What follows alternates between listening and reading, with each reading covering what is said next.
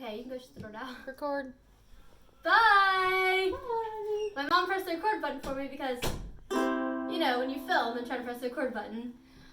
Anyway, so I thought I would do a video on the first two songs I ever wrote back in 2015. So I auditioned for music school in 2014, in November of 2014, and I didn't make it. And as you can imagine, my emotions were all over the place. You know, I was kind of like, what did I do wrong? I'm a horrible, terrible musician, and I'm not here to expose anyone, but I'm just here to say, at the time, I had a teacher who, and I was working very, very hard, you guys. Like, I was still a very hard worker. I was taking piano lessons as well as voice lessons and all that kind of stuff that you're supposed to take when you want to do music school. And I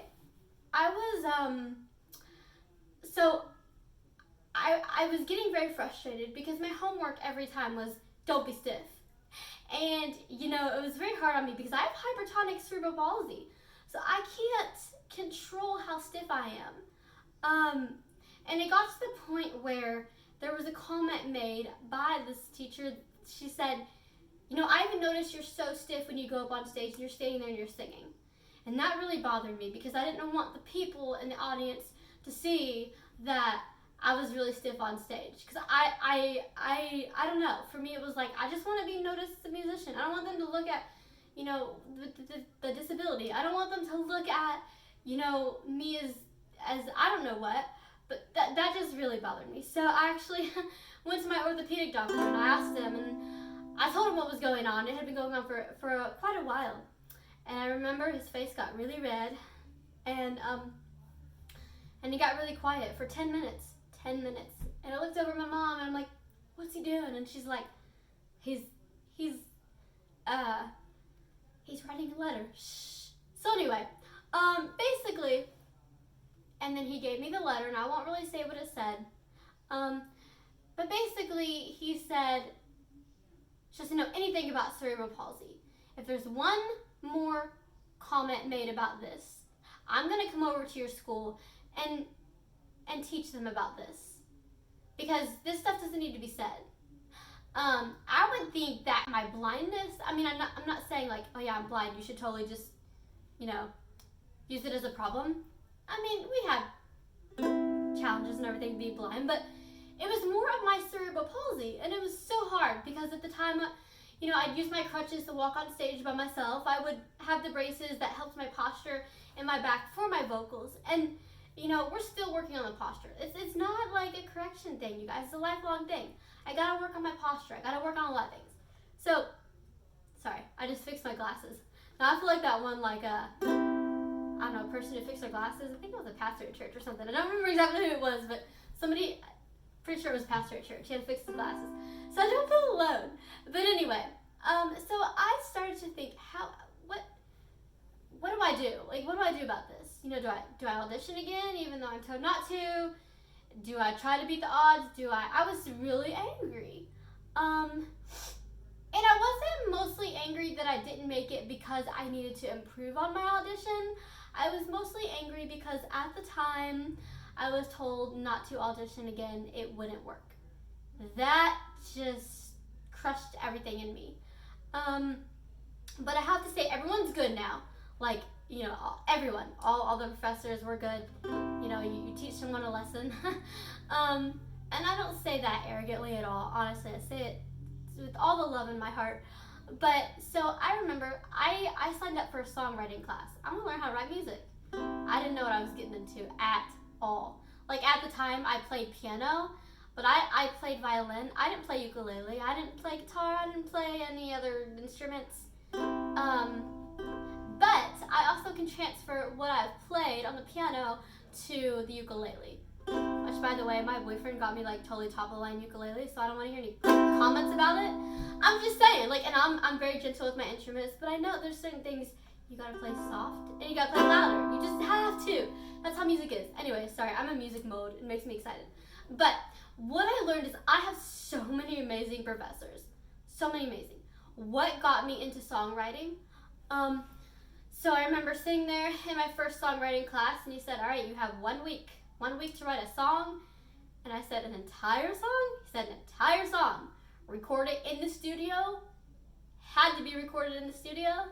And he was going to play it in front of the entire class, and you're getting graded for it. I'm like, okay, I'm going to do this. Because what happened was, I was so angry that, I don't know if this makes any sense, but it was almost like a good kind of angry. Because instead of like going to this person and being like, I can't believe you'd say these things, like you were so wrong, like blah, blah, blah, blah, blah, you know, I took my energy, I took my anger, and I went into that studio, and I sat down at the piano, and I wrote the chords out myself, I wrote the song out myself, and I handed it to him in Braille. And then I handed him the actual sound recording. He was like, okay, woo, and I was like, sorry, I just, you know. Braille music is very different, by the way, so it's not easy. It's like sight reading. You gotta know how to sight read. There is such thing as sight reading and sight singing. But I will say a few of my professors that I love so much, still to this day I stay in contact with because they stayed with me throughout my entire 5 years in college, 5 consistent years. You know, Dr. Nyron, she was my music history professor, you know, and you know, Rebellis, he was Professor Rebellis, he was my vocal coach. Woo! He did coach me. He's my vocal professor. I mean, I'm telling you, he was amazing. Like, it didn't matter what kind of emotion I was in. There was never a class he ever got me to smile and sing by the end of the class. There were days I walked in there and I was like, I don't want to sing today. And he was like, okay, we're gonna warm up now. So, and then, you know, I had the best choir director, Jeremy Nichols. I'm saying their names just because I seriously, they made a huge difference in my life. They made me feel like no matter what happened, I can still do music. I didn't graduate from college because I got really sick at the time, and it just didn't happen. But, so back to what I was saying about songwriting. I will never forget the first class. He said, in your song, make sure you express yourself or just tell a story. But you want to make sure that you want to, you always want to be honest in your songwriting. Well, he said, you can lie if you want to, but, you know, I don't know. What's the point of lying in your songwriting? So every song I write now, it's about something I go through or something that I see someone else go through, or maybe both. And I really try to, like, how I cope with things that are on my mind as I sit down and I write a song. Sometimes it takes me a week. Sometimes it takes me a month. Sometimes it literally takes me 3 months to sit down and figure out what I want to do with the song, because I'll change it. And that is absolutely normal. Like, really, it actually takes, if you're in a studio, it could take you a while to write a song. But some people can just, like, throw songs out of nowhere. So these first 2 songs, they're a little basic, but I think the meaning behind them is really, really, really important. So this is the very first song I wrote. We're in the key of C major. We're going to be in the key of C major for both of these. I don't have a capo yet. I'm going to get one soon. So when I get a capo, I'll be able to go in different keys. But right now I'm in the key of C major. And I haven't done these songs in a while. So yeah, just embrace it. But so the first song I ever wrote, and I actually walked into this teacher's office and said, I got a song to perform for you. And this is before my second time auditioning. And she said, sure. She didn't know what to expect. And she loved the song when I did it for her. And I don't know. You guys, that's just so the first song I wrote was called Different Rules. Okay, so.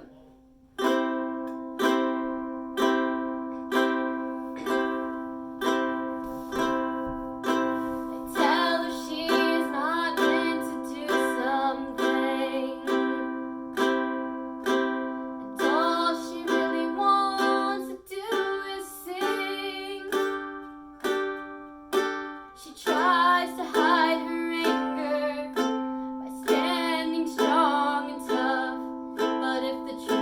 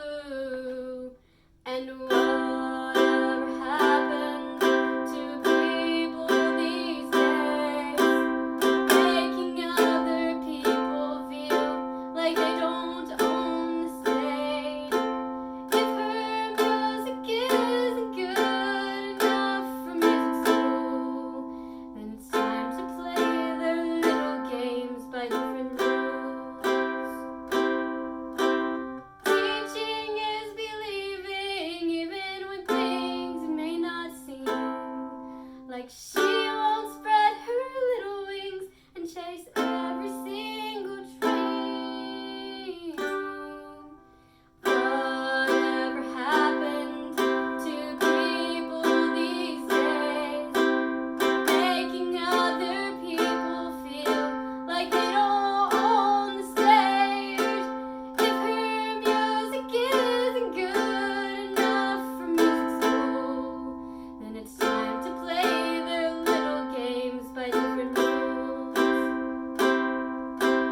If her music isn't good enough for music school, then it's time to play their little games by different rules.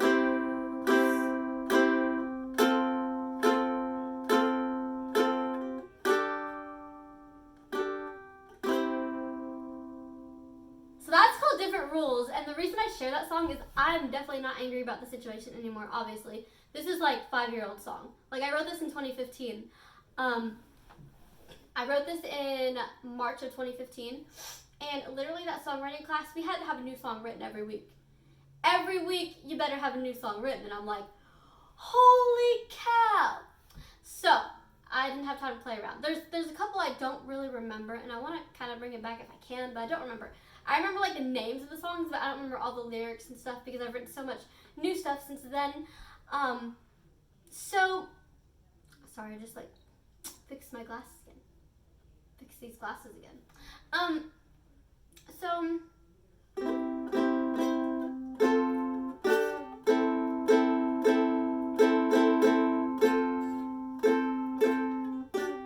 Alright, so there was a song I wrote right before I was going to audition again. And I was like, okay, I want to make these judges proud. I want to do this. And it really just motivated me to make something fun, but also make them proud. I'm singing sitting down, which is actually really hard for me. But this tripod is not working, okay, the way it should. That's all I'm gonna say. So, really you want to be standing when you're singing. It helps your posture, but you can sit down and sing. No big deal. All right. So this next song is called Sing Loud, and I actually performed it at my second audition, and I made it for the audition. But I also did Ave Maria, so that wasn't like the song that made me get in, but it was the song that made everyone like realize, oh my gosh, like she's not even kidding. Like I took the time to write that song. And I was really excited about the song, and I will never forget when I had to quit school, Professor Rebellis texted me and said, just so you know, Sing Loud will always have a special place in my heart. He actually took the time to work with me during vocal lessons on my written stuff, which is something he did not have to do. Again, I haven't done this in a while. Like, I've literally not done those songs in 5 years. Legitimately, 5 years. So, you know, if my chords are, no, they're gonna be fine. They're gonna be perfect, right? But anyways, so I wanted to kind of just write a song, and, you know, I have had all kinds of vocal instructors, and some of them are like, no, back off, sing softer, sing louder, sing this, and I'm like, I'm getting so many, like, what? So I sat down and wrote a song, alright? So, it's called Sing Loud.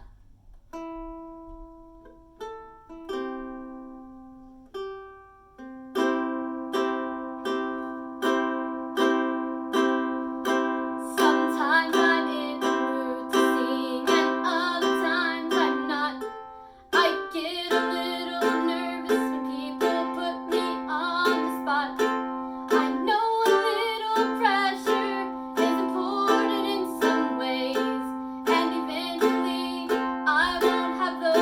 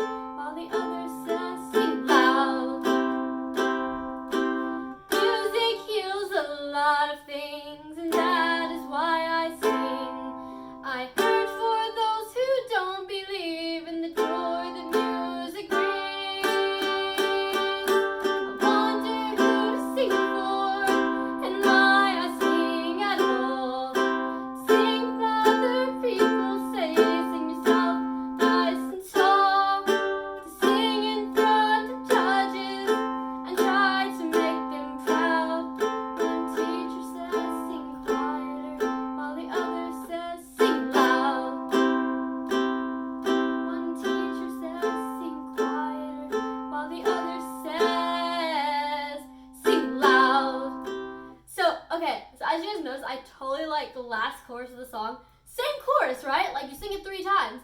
And